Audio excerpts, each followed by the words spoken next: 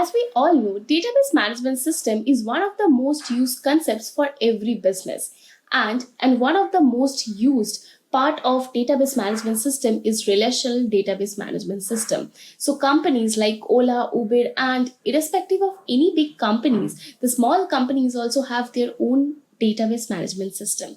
Maybe they can use the relational database management system or some other techniques, but they do have their own database management system to keep a track of their business or also to focus their data, right? So keep that in our mind. We came up with a tutorial where we are going to talk about what is the relational database management system and what are the key concepts you need to know to get started with RDBMS. So let's get started with the tutorial.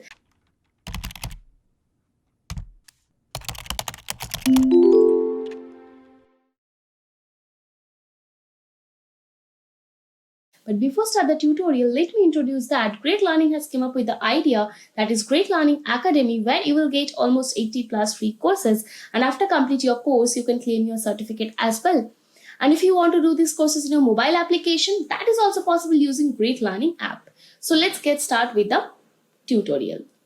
Now we will have a look at what is relational database management system, right?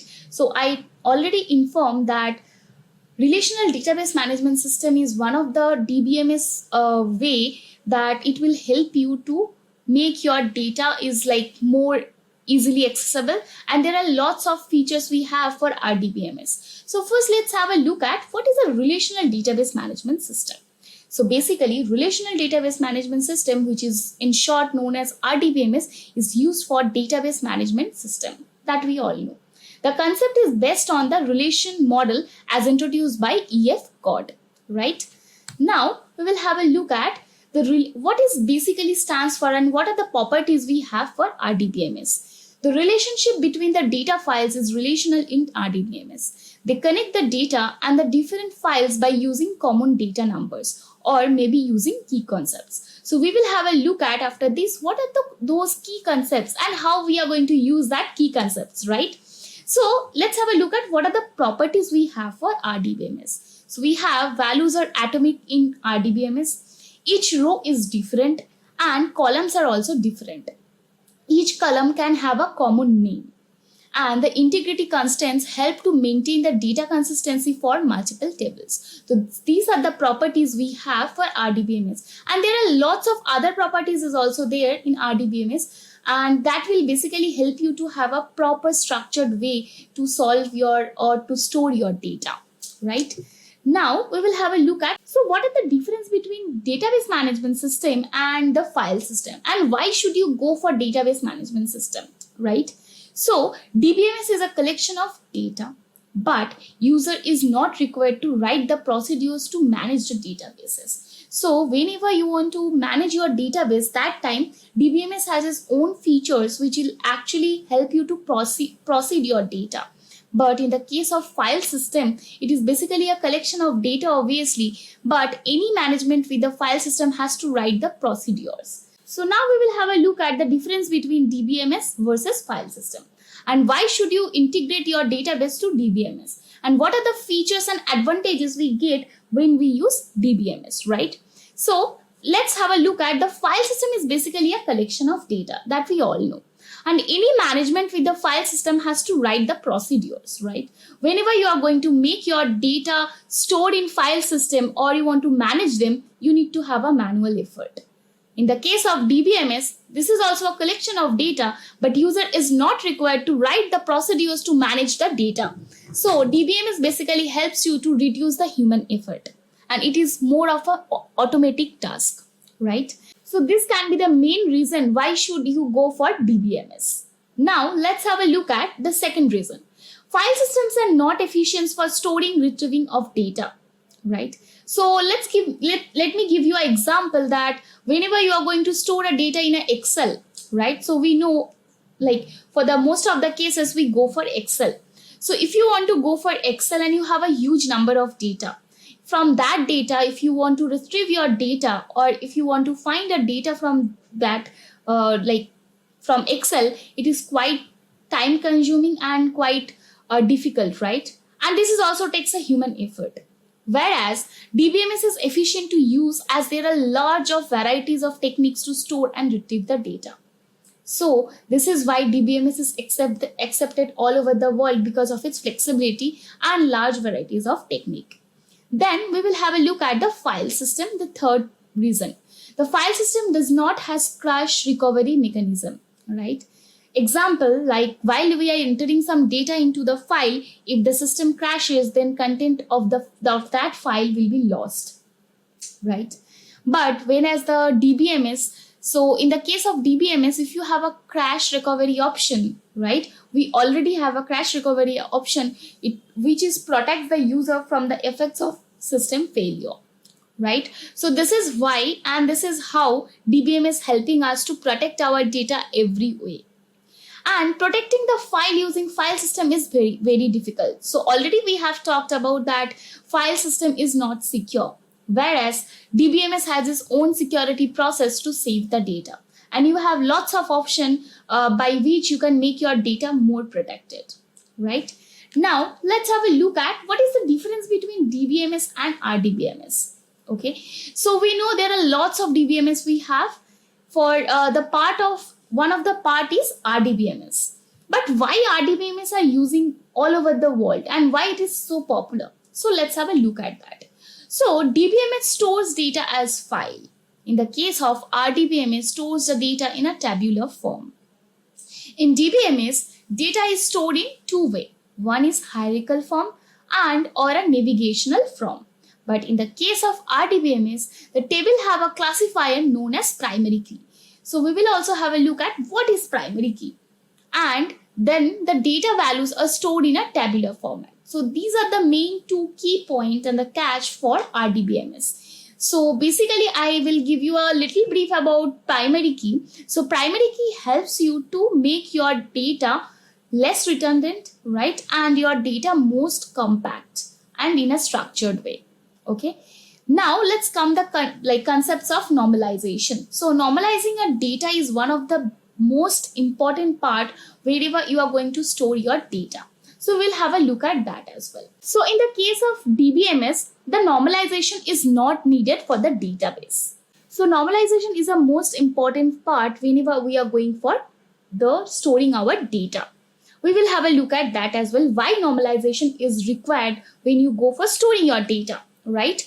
And in the case of RDBMS, you need to follow all the normalizations rules to store your data. Okay. Now let's have a look at DBMS does not have any security for data manipulation. Okay. But in the case of RDBMS, it has the integrity constraint for the purpose of ACID. But what is ACID? So basically ACID is basically if you want to break them. So A for atomicity, C for consistency, I for isolation, and D for durability, right? So this property makes RDBMS one of the most popular using database management system, right? Now let's have a look at the second option. So in DBMS, there are no relation between the tables. So if you want to make a relation between your table, you cannot do that. But in the case of RDBMS, there should be a relationship between the data values. It will help you to retrieve your data, to structure your data more efficiently, right? Now, have a look at DBMS is used for small organization. We can understand from the features itself only, and always deals with small data. It also supports single user. But when we go for RDBMS, it is basically used for large data. Because why? Because when we have large data, we can make relation between them. And it also supports multiple users. So the examples of DBMS is basically XML files and file systems. But for the RDBMS, we have MySQL, SQL Server, Oracle, Postgre, etc. Right? So I hope you can understand what's the difference between DBMS and RDBMS. So we will see what are the key concepts we have in DBMS, right? So what is key in RDBMS? So key concepts has an important role in relational database management system. This technique is used for identifying the unique rows from table and also help to establish relationship among the tables. The name itself, key, is quite mysterious, right? Why this is named as key? But if you can think properly, you can understand making a relationship between two tables is basically a connecting them. So key terms is used to make those tables, like those tables have their own relationship, and from using those relationship we can retrieve our data, right? And that makes our life so easy. I will show you how can you actually make a big data set into converting them into RDBMS, and how it's going to help you to retrieve your data, to manipulate your data, right? To get the information from those huge numbers of data. Now we will have a look at the types of key we have in RDBMS. So we have primary key, we have super key, candidate key, alternate key, composite key, and foreign key. So totally we have 6 types of key. Now we will have a look at each of them differently and particularly, and we will take an example for each of them, and we will try to understand how these key concepts are working under this RDBMS. Now we will start with primary key. So basically, primary key concepts is a technique to classify unique tables or rows in a table, right? So give me an example with that. So if you go for using a primary key, it will help you to make sure that your data, whatever data you have in your database, they are quietly unique, right? So for the each and every primary key, that should be unique values, right? If you are going to give a repeated value for a primary key, that is not gonna take your data. So that time it is making sure that whatever the data you have in your data set, they are unique. There is no repeated data in your data set, and that's how it makes your data set more constructed and more structured, right? Now let's have a look at some of the keys of primary key. So primary key does not contain null value. Value should be unique, and primary keys are not always to be single attribute or column, and it can be also be a set of more than one attributes or column. But what are the attributes we stand for? So if you look at the table, so basically attributes are the column name. So whenever you are trying to work with DBMS, there are some words or some keywords will come into your way which maybe make you confused. So I will try to cover all those things as well. So when it comes to attributes, these attributes are basically your column name, right? Now you can see in the table we have 3 columns. We have basically 3 attributes. One is student ID, second one is name, and third one is age. If you look at the table more closely, you can see the name can be repeated, right? Age can be same for 2 person, but what cannot be same for a 2 person? What can make your data more unique? So in that case, student ID cannot be same. So for that, we are going to take student ID as a primary key, right? So whenever you are going to use primary key concepts for your data set, you have to make sure that which column making your data more unique, right? For the case of student ID, it's not going to be same for any student. It's always be different for different students, right? So this column can be your primary key. Or if you want to make primary key using 2 column or 2 attributes like maybe student ID and name, that can also be done using the 2 columns, right? So these are the basic concepts. How can you use primary key for your table and make your data more constructed and more structured. Now comes the second concepts of super key. But what is super key? A super key is a set of one of more columns or attributes to uniquely classify rows in a table. But how we are going to do that? So super key is a superset of candidate key. In the next part, we will have a look at what is candidate key, right?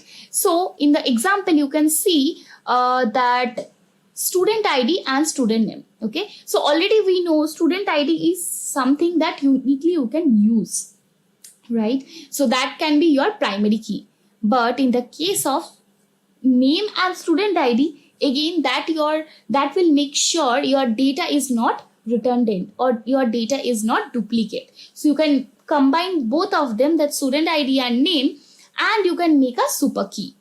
Okay, so in the student table, student ID and name, the name of two students can be same, but their student ID cannot be same. So this combination can also be a key of super key, right? Now we will have a look at what is candidate key. So candidate key is also a set of one or more columns or attributes to uniquely classify rows in a table. Now you guys will start thinking that what's the difference between super key and the candidate key, right? So let me give you an example for that. The all remaining attributes or columns except for the primary key are considered as a candidate key. The candidate keys are also as strong as the primary key, right? So if you look at the table, we have 4 attributes or 4 column name. So in this case, we can say student ID will be unique, passport number is also unique, and license number will also be unique, right? So in that case, except student ID, your passport number and license number also be a part of candidate key, right? So this is also unique. So you can use them as a candidate key. Now let's have a look at what's the difference between super key and candidate key. So in the super key, all the candidates keys are super keys. But when comes the candidate keys are taken from super keys, right? So all the super keys cannot be a candidate key, but all the candidate keys should be super key. So this is the catch over here. You need to understand. So you can say all the super key are not candidate key, but any super key can be called as candidate key, right? So combination of various super keys make the criteria to choose the candidate keys, whereas combination of various candidate keys make the criteria to choose the primary keys. So these are the catch between super key and the candidate key. In a table, number of super keys are always greater than number of candidate keys. And also in the table, number of super keys are always less than the number of candidate keys, right? Now let's have a look at the super keys attribute can contain null values, whereas candidate keys attributes can also contain null values. So both of the cases, this is same, right? Now we will have a look at what is alternate key. So alternate key is out of all the candidate keys, only one gets selected for primary key, and rest keys are known as alternate or secondary keys, right? So let's have a look at what actually I want to mean by alternate key. So you can see we have candidate key like student ID, passport number and license number. So we take student ID as a primary key. But in the case of passport number and license number, this is also a candidate key, but this is also known as alternate key. Now let's have a look at what is composite key. So composite key consists of greater than one attribute to uniquely classify rows or records and tuple in a table, right? So none of the column can perform as a primary key. So the combination of key can be considered as a composite key, right? So these are the concepts we already know. Now we will look at the last concept. What is foreign key? So basically in the real scenario, we use 2 keys mostly. The 2 keys is primary key and foreign key. We also use the other keys as well, but for the most of the cases, we go for using primary key and foreign key. So what is foreign key? Foreign keys are the columns of a table which refers to the primary key or another table, and basically they act as a cross reference between tables, right? So whenever you are going to use a table relation, that time we use foreign key. So if you can look at, we have 2 tables over here. One is student table and second one is course table. So in the student table, we have attributes like student ID, name, passport number and license number. But in the case of course table, we have student ID and course ID. Now, how we are going to relate them, right? So you can see one attribute is common over here. So one attribute, that is student ID, is common in student table and student ID is also common in course table, right? So we can say in the student table, student ID is the primary key, that we all know. So whenever it comes to the student ID in course table, that time we can say student ID is a foreign key, right? So basically it is act as a cross reference between the tables. So using student ID, you can connect this to table. So this is how foreign key concepts works. We will understand this concept more deeply whenever we are going to use our demo part. That time I will show you how can you actually use foreign key concepts to join two table, right? We will also look how can you make those relation between two tables. Start. In this video, we have talked about what is relational database management system. What are the key concepts you need to know to get started with relational database management system. I hope you liked the video, and please do let us know in the comment section what you thought about this tutorial as well. And before complete the tutorial, let me introduce that Great Learning has came up with a brilliant idea, that is Great Learning Academy, where you will get almost 80 plus free courses, and after complete your course you can claim your certificate as well. And if you want to do these courses in your mobile application, that is also possible using Great Learning app. Thank you so much.